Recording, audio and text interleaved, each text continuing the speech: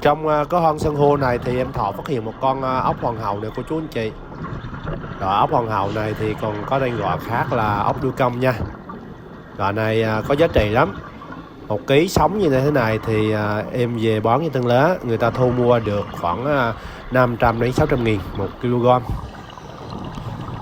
Đây là chỗ này thì em phát hiện một con tôm mũ ni đen.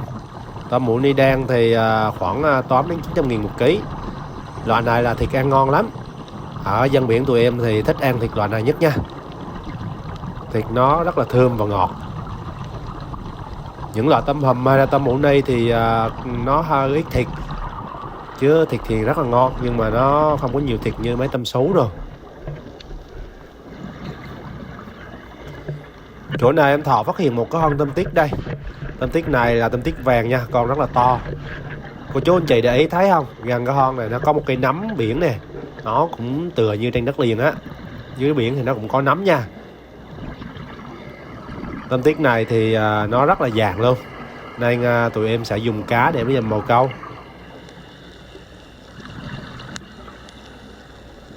Tôm tít này thương lái thu mua cũng bằng giá tôm mũ ni đen nha, khoảng 8 đến 900 nghìn 1 ký. Ồ, chỗ này em Thọ phát hiện một con mực nơ ăn khá là to đây. Con này chắc phải tầm đến 4-5 kg đó. Mực nang thì rất là dễ chụp tay. Để em Thọ giấu cái đèn pin đây rồi chụp nó nè. Đây, em Thọ chụp được rồi. Mực nang này một con rất là nặng ký của chú anh chị. Nó có cái nang đó thì nó nặng ký lắm. Loại này thì thương lái mua được khoảng 160 ngàn 1 ký nha.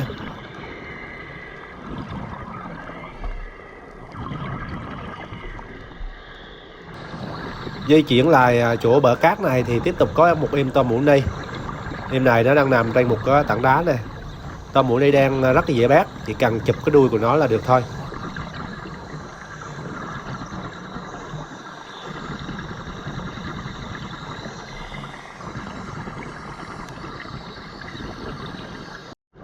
Chỗ này thì em đã phát hiện một con hải sâm da trang. Loài hải sâm da trang này thì nó trong ruột nó có nhiều cái tơ dính lắm. Đây nè, đó, thấy chưa? Em nàn ra nè, tơ này nó cực kỳ dính luôn nha. Em phải nàn cái tơ này ra, chứ nếu mà em bỏ vào cái vợt á thì cái tơ này nó ra, nó dính mấy con hải sản như tôm hùm hay là mấy con tôm tít đó, thì nó sẽ làm cái con tôm của mình để chết nha. Rồi, để thấy cô chú anh chị thấy không, tơ nó dính quá là dính luôn.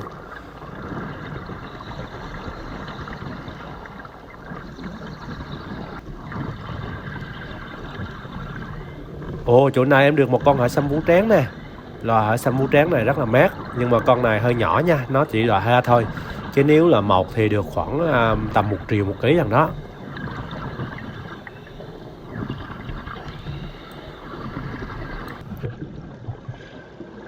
Chỗ này em Thọ là phát hiện thêm một con tôm tít thứ hai rồi. Tôm tít này tụi em hay gọi là tôm tít chúa, tại vì kích thước của nó cũng khá là to đó. Loại này thì nó trên bờ cũng có nha, những cái bãi san hô mà ven biển đó nó cũng có là tôm tít này, nhưng mà ít. Còn ở ngoài quần đảo Trường Sa mới nhiều.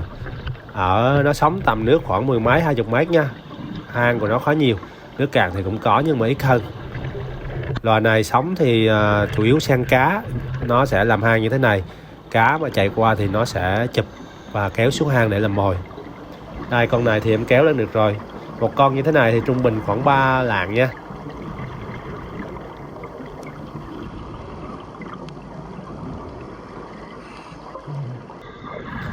Em gặp một cái hang san hô nè.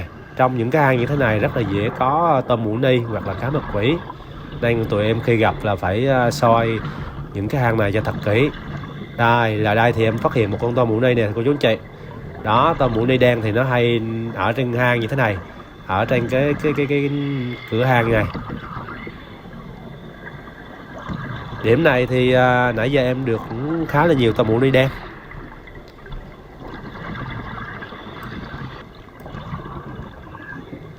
Chỗ này em Thọ phát hiện một con hải sâm gai. Hải sâm gai thì chỗ em Thọ người ta mua ký nha. 1 ký về cân tươi luôn thì khoảng 1 ký về cân tươi thì khoảng được khoảng 100 hay 100 nghìn.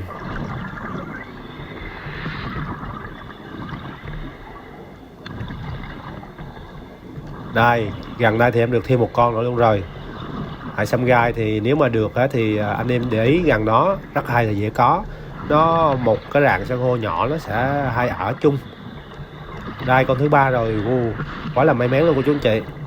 Tính ra bằng con thì trung bình một con này cũng được khoảng 50.000 đến 100.000 đó, tùy con nhỏ hay con to. Chỗ này em được bóng con luôn nè, quá đã luôn. Bóng con như thế này thì em thọ kiếm được khoảng 2 đến 300.000 đó.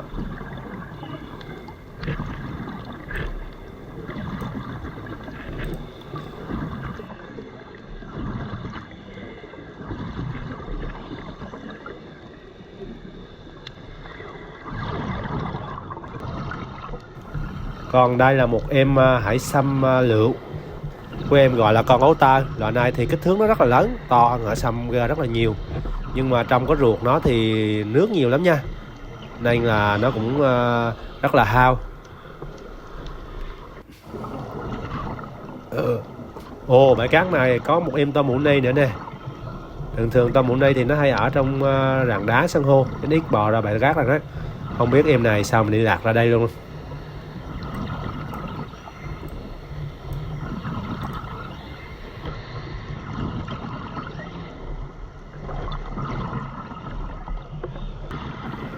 Em gặp thêm một con hải sâm lường nữa. Hải sâm lường này thì giá cũng ngang tiền với hải sâm gai nha. Nó cũng cân ký lên nhiều của cô chú anh chị.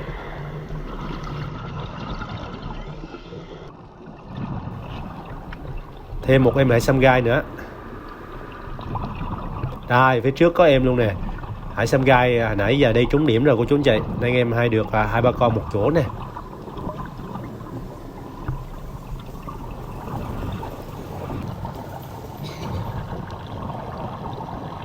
Tiếp tục là con hải sâm thứ 7 của em rồi.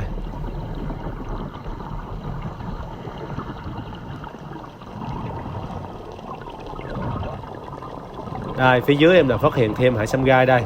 2 con một chỗ luôn cô chú anh chị. Ca này thì được khá là nhiều hải sâm và tôm mũ ni. Cũng có khá tiền rồi đó.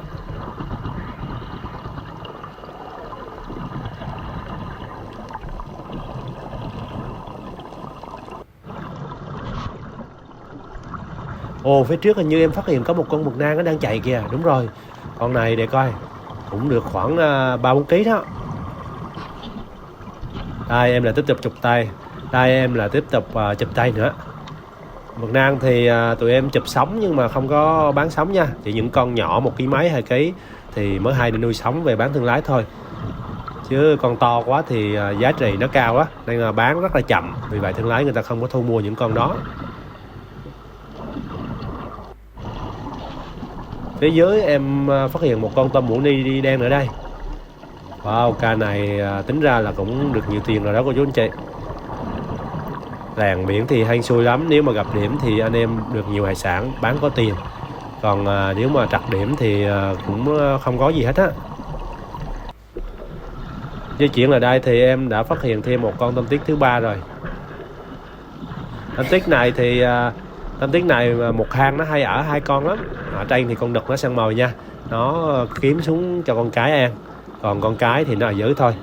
Đây, cô chú anh chị thấy nó vàng không? Đó, nó thấy đèn pin là nó ngửi thấy mùi cá là nó sẽ ngóc đầu lên liền, sẽ chụp con cá liền đó. Càng của nó thì cực kỳ bén luôn. Nên là cô chú anh chị có gặp loài này mà bắt ngoài tự nhiên á thì cũng cẩn thận nha. Chứ không nó mà búng vô tay thì đứt rất là sâu, chảy máu rất là nhiều đó.